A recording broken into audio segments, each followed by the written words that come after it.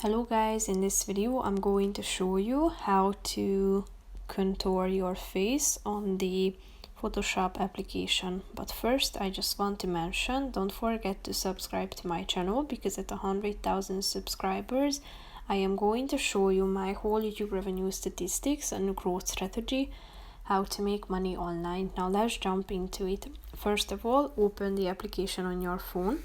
Click on the home button down below in the left side corner and tap on the photo editor feature. Select the picture you want to edit, tap on it, slide to the left side down below and click on face. Slide to the left side again until you find the contour option in the middle of the screen below the slider. Tap on contour and here you have 4 features that you can contour, such as your jawline. You can contour and adjust it by the help of this slider. Then you can also contour your chin with the same slider in the middle of the screen. You can contour your cheek and your forehead as well. So basically that's it for this video guys.